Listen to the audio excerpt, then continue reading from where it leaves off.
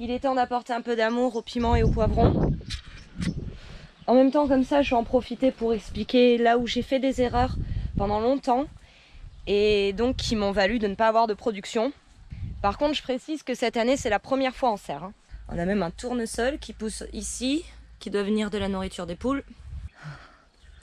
Papate. Oh, s'il est bien le blanc. Bon blanc, le blanc. Oui, bon blanc.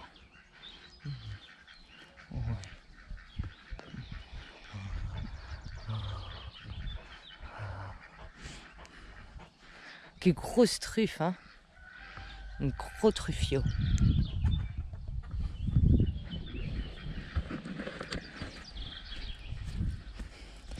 Très pratique, hein, pour empêcher les poules de passer. Bon, je pense que ça, je vais le remplacer. Je vais récupérer le grillage et je vais mettre des crochets ici à l'intérieur pour pouvoir le fixer dessus et ouvrir facilement. Il y a du nettoyage à faire, faut que je retire quelques herbes quand même. Pour l'instant, j'ai pas besoin de ramener de foin, j'en ramènerai plus tard. Je vais leur donner du thé de compost. J'en ai mis là dans Wilbur, dans le chariot. Et je vais donc leur donner du thé de compost et ensuite bien arroser. Regardez, on a des poivrons. On commence à en voir un là. Je crois que j'en ai vu ici. Ici, il y en a plusieurs qui commencent à sortir. Je crois que j'en ai vu ici. Donc déjà, est-ce qu'il faut tailler les poivrons et les piments? Alors les piments, je dirais que de tout ce que j'ai pu faire comme recherche, les piments, il faut les tailler. C'est assez important, puisqu'ils ont besoin d'être buissonnants. Comme celui-ci, que vous pouvez voir ici. Il n'a pas été taillé, hein, il a fait ça naturellement. On en a un autre ici. C'est du piment aussi, hein. Et ils sont pas du tout pareils, hein. Vous voyez comment ils se comportent. Là, on est sur des poivrons. Là, on est sur des piments. Celui-ci a fait une tige principale. Et ensuite, c'est séparé en deux tiges. Donc, je vais pas avoir besoin de tailler. Si jamais le piment partait en une seule tige, passer les 30 cm, c'est bien de tailler la tige du haut. Et on taille en biseau. Donc, on taillerait juste au-dessus d'une feuille, hein. De toute façon, ça va se comporter comme les tomates. Ici, ça donne des rejets qui vont ensuite donner des branches qui donneront des fruits. Donc, quand on vient tailler pour permettre à la plante de devenir bien buissonnante, on taille en biseau et on taille au-dessus d'une feuille. Et très rapidement, ça ressemble à ça. Voilà, ça se sépare en deux tiges. Donc les poivrons, on n'est pas obligé de les tailler. Voilà, si on veut un meilleur enracinement, si on n'est pas pressé d'avoir tout de suite une production, parce que la taille, mine de rien, ça altère quand même la croissance de la plante pendant un certain temps, elle a besoin de s'en remettre. Donc ça va repousser un peu la production. Mais l'avantage de la taille, c'est déjà qu'on va avoir des plants qui seront mieux enracinés. Donc s'ils sont en extérieur et qui prennent le vent, ils supporteront beaucoup mieux le vent s'ils sont buissonnants que s'ils sont très fins et hauts.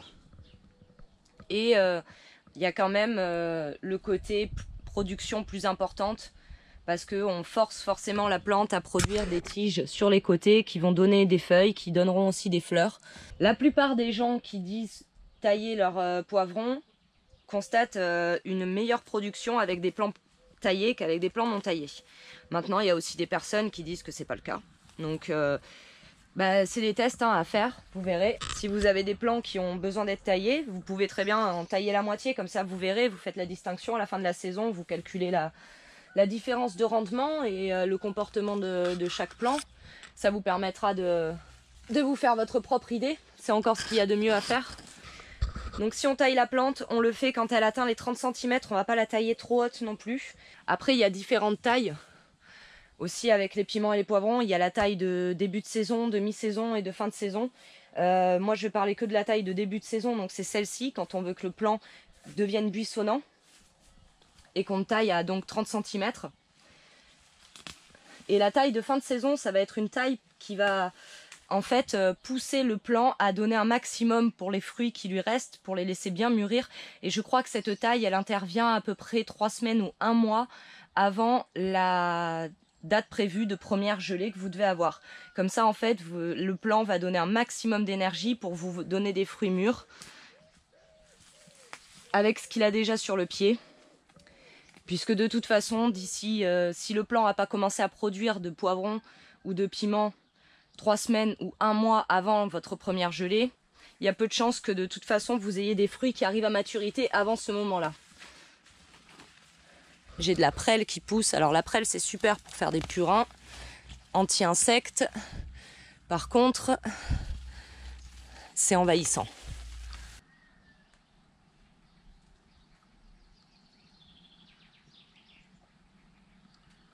Bon, ça a déjà meilleure mine.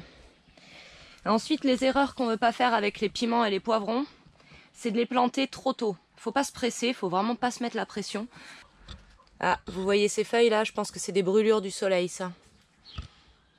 Parce que la serre est un peu trop exposée l'après-midi quand même, et finalement pas assez le matin avec le pommier derrière. Et l'idéal pour les poivrons et les piments, c'est soleil du matin et jusqu'au milieu d'après-midi. Début, milieu d'après-midi. Il faut 6 à 8 heures de soleil, de soleil direct pour avoir une bonne production. Je ne sais pas si cette serre c'était l'idéal en fait. S'il ne faudrait pas que j'adapte pour l'ombre, mais ça voudrait dire faire tomber le pommier, j'ai pas trop envie de faire ça. Bref, revenons-en aux poivrons et piments. Donc pour la plantation, il faut le faire le plus tard possible. Donc dans le courant du mois de juin, c'est bien. Cette année, c'est vrai que je pense qu'on est tous en retard.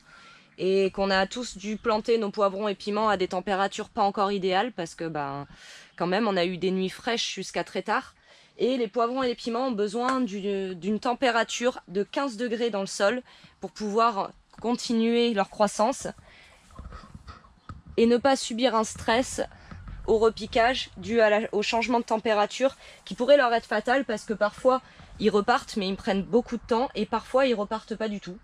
Donc on n'a plus du tout de poivrons, on peut perdre toute une production en voulant faire trop vite, trop tôt. Alors les poivrons et les piments, il faut aussi éviter de les planter trop rapprochés, ce que j'ai fait, ce que j'ai clairement fait ici dans la serre. Mais le truc c'est que moi je vais leur apporter du thé de compost tous les 15 jours pour m'assurer une bonne récolte. Comme c'est des plantes qui demandent beaucoup de nutriments au niveau du sol, il faut éviter de trop les serrer. Mais bon, je m'en fais pas. Avec le thé de compost, j'en ai relancé un d'ailleurs dans la maison, il est quasiment prêt. Bon, mais je voulais arroser, mais dommage. Ça, c'est les aléas du semi-direct avec le vlog. Renaud m'a débranché l'électricité extérieure la nuit dernière, puisqu'on a eu de l'orage, comme la nuit d'avant d'ailleurs. Donc, tant pis, je peux pas arroser les poivrons et les piments, c'est dommage. Et pour l'arrosage, moi, ce que j'aime faire, c'est les arroser au pied. Donc, je mets une bonne quantité d'eau, pas trop non plus, 2 fois par semaine. Et je les arrose en aspersion 3 fois par semaine à peu près, le soir, pour que la nuit, les plantes elles puissent profiter de l'humidité. Patou, on fait ça? Il veut faire ça, le blanc? Oh, oui, il veut faire ça, le blanc. Le Patou souffre énormément de la chaleur, c'est normal avec tous ses poils. Bon, chose que je précise, il a beaucoup de poils, mais ses poils le protègent aussi de la chaleur. Donc il faut pas les raser, les patous. Il faudrait pas lui enlever trop de poils, ce serait néfaste pour lui. Caninounette est de sortie, dis donc. C'est toujours le cirque quand il sort. C'est le foin. Voilà, elle a retrouvé son meilleur ami. Oh. Bon, Patou, on s'occupe de toi, mon grand. Hein? Allez. Couché? Assis. Assis, Patou. Assis. Assis. Voilà. Voilà. Oh, mais oui, je sais, je m'occupe de toi, Patou. Voilà, bouge-toi. Hop là.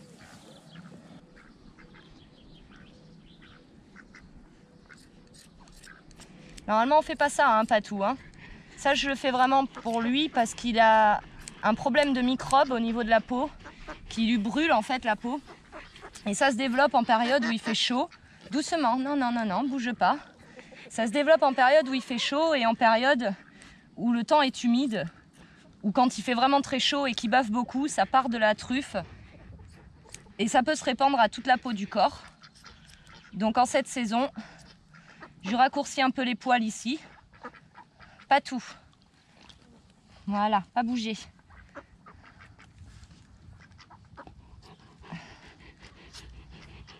Ce qui me permettra de mieux identifier le microbe si jamais il apparaît.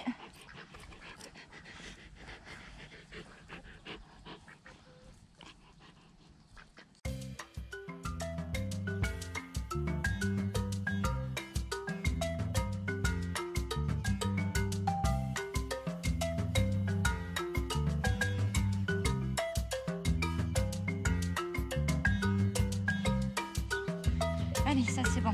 Là, là, là, là. Ici, là. Voilà. Voilà.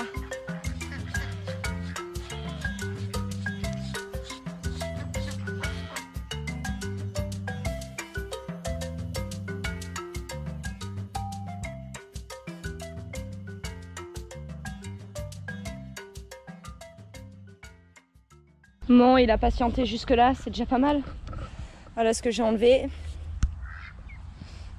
Sachant qu'hier soir, j'ai aussi enlevé une énorme poche de poils que j'ai arraché directement sur son pelage. Parce qu'avec les doigts, c'est plus facile d'aller chercher le sous-pelage. Kinou, tu veux ça aussi? Oh, parce que Kinou, il est jaloux aussi vu qu'on ne le lui fait pas. Donc voilà, le côté pour Patou. Et ça, c'est le côté pour Boxer.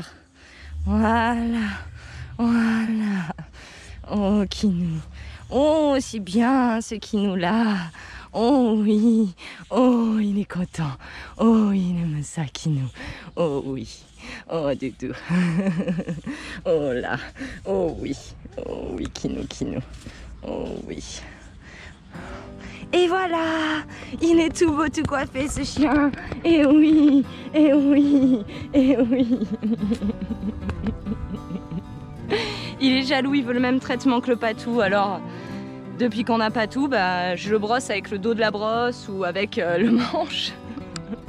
Qu'est-ce qu'il est beau ce chien, il est tout brossé.